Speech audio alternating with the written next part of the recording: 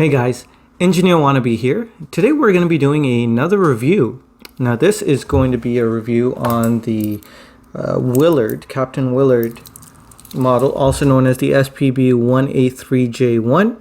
This is the blue dial variant. It's a limited edition celebrating 55 years of Seiko dive watches. One of many models celebrating that. But yeah, before we get started, just want to do a quick wristwatch check. I'm wearing my Grand Seiko SPBGY003 on a JB Forstner Beads of Rice bracelet. Really enjoying this combination. It has not left this Beads of Rice bracelet since I got it a couple of weeks ago now. I will be doing a review on this Beads of Rice bracelet as well, so stay tuned for that. But anyway, let's review the watch. Okay guys, so here is the watch. This is a beautiful and really interesting shade of blue. It's what I call in the unboxing kind of a Grand Seiko blue, signature Grand Seiko color almost. So it's a very nice shade of blue. Completely different from the previous 55th generation or 55th year anniversary celebration watch. That was the SPB149. It had a weird gray blue color, which is really nice as well. But this, I much prefer this this blue color. It's a very nice shade. But before we go on any further on the colorway, let's go over the dimensions. So according to my calipers, this is a 42.5 millimeter diameter watch. It's lug to lug is 46 millimeters. The lug width is 20 millimeters, and the thickness is around 13 millimeters. So interesting dimensions. Very short lug to lug.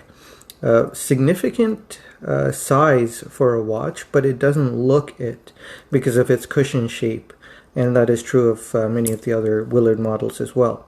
Let's talk about the weight. So on the bracelet, when it's unsized, it's actually around 180 grams. So it's quite a heavy bracelet. Sized up to my wrist, it is around 165 grams. So again, not insignificant, quite heavy. As you can see here, the finishing on this watch is very interesting, and it's very well done as well. And this case shape actually does come with quite a premium that Seiko is asking for, quite a bit more than, say, the 62 mass reinterpretation, quite a bit more than even the Marine Master 200 reinterpretations that came out very recently at the time of this recording.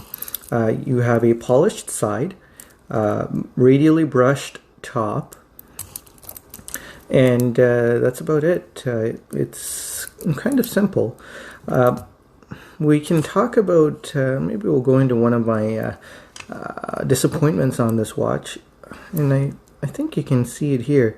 Now that scuff mark was there from the factory, and I've seen this on many Willard models. The part where the case bends over, it seems like it is a bit more difficult to finish radially, and I've seen this imperfection or defect on quite a few brand new Willard models. It's really hard to see. Maybe I'll zoom in a little bit here. But there is a significant scuff mark, and it almost looks like a dent in some lighting conditions. It doesn't bug me that much, but it does bug me.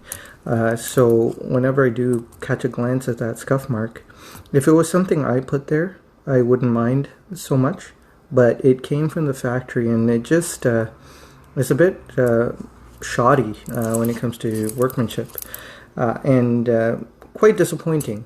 I do not expect finishing issues from Seiko, considering that's one of the things they're very well known for. Okay, moving on. Let's talk about the dial here. It is similar to the other Willard models, except for the fact that it is blue. It's a rich navy dark blue. It has a sunray finish, but also it has a texture to it. So a matte texture and a sunray finish. Very pleasing to the eye, especially when the light catches it just right. The indices are filled with Lumi-Bright, not Super Luminova.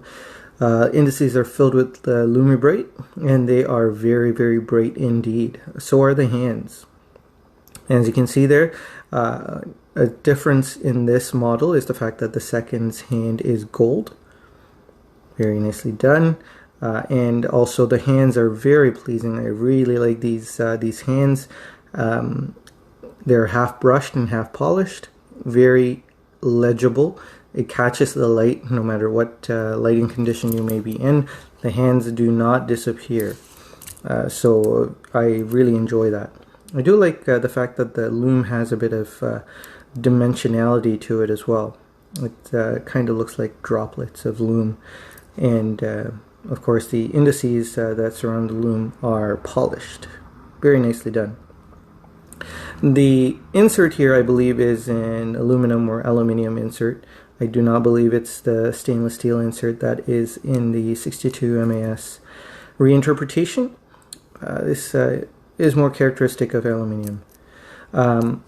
We have a 120 click bezel. It's very different to most of the other Seiko models. This is very fluid.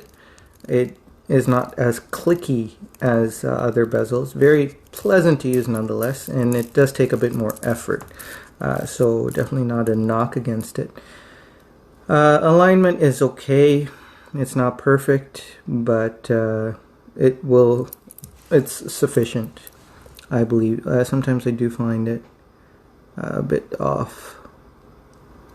Yeah, if you saw that there, it was bouncing between that index quite a bit.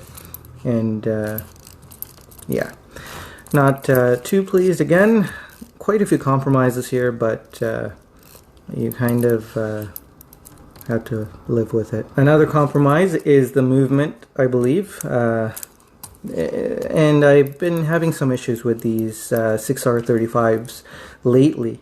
Not previously. I thought the 6R35 was really good, but I actually have got two watches now that have had issues. I'm not sure what the problem might be, but it has really high positional variance. So on my wrist, this may be running at around plus 10 seconds, which is okay. I'm satisfied with that. But then when I put the watch away, it runs at minus 20 seconds per day. Sometimes I find it has gained 40 seconds over a couple of days. So very erratic, very inconsistent. And I found that to be true with my SPB169 as well. That's the green sharp edge. And when I'm wearing it, it is running at minus 30. When I put it away, it actually runs at plus 6. So just really strange. So I'm not sure what's going on there, but not very reliable, not very consistent. Let's talk a bit about the bracelet. It integrates really well onto the case, I believe, at least in my opinion. It's got a angular end link here, and we have an oyster style bracelet. It's not actually 3 links, as you can see in the back here. It's kind of disguised to be 3 links, but it's actually 2 links. No matter though, it's a very comfortable bracelet. I do like this clasp. I'm not sure I'd like this on any other watch, but because this is a vintage style watch, it's stamped and it does rattle a bit, but to me that kind of adds to the charm. It's a rattly pressed clasp. The swing arm, of course, is milled, but the clasp is stamped, and you can tell, and tolerances aren't the greatest, but it does have that vintage charm. Everything about this watch is almost forgivable because it feels so vintage. Even the lack of a signed crown, which really doesn't bother me anyway, but to me that's forgivable. It's a very vintage-esque watch. The bracelet being rattly is forgivable to me. It's a vintage style watch, and so on and so forth. You get the picture. To me, all these things end up being more forgivable. Aluminium bezel, slightly misaligned, all of those things. To me, I find it okay. You might not like that, so be warned.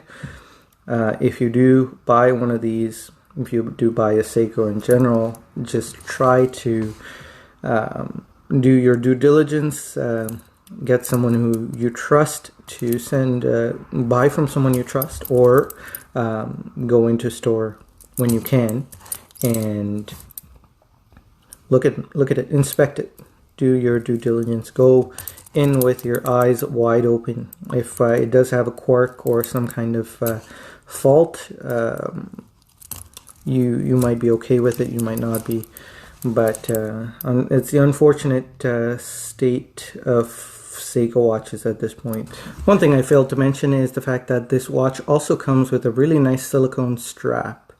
Very beautifully matched blue color that goes well with the dial, and it is incredibly comfortable as well. The the spring bar holes here have been reinforced with steel, I believe, which is a nice touch. The keeper is steel, so is the buckle. Is very nicely done, very nicely finished. Kind of gone above and beyond what is necessary when it comes to a silicone strap. Unfortunately, there's no permanent keeper on this. I do wish that Seiko put some sort of permanent keeper to basically keep the strap in more control, but that is not the case. This tends to slip out of this keeper because it is a steel keeper, and it, it's kind of slippery. But every once in a while, it's nice to have this option, and definitely a good value when you do purchase this piece. Let's throw it on the wrist.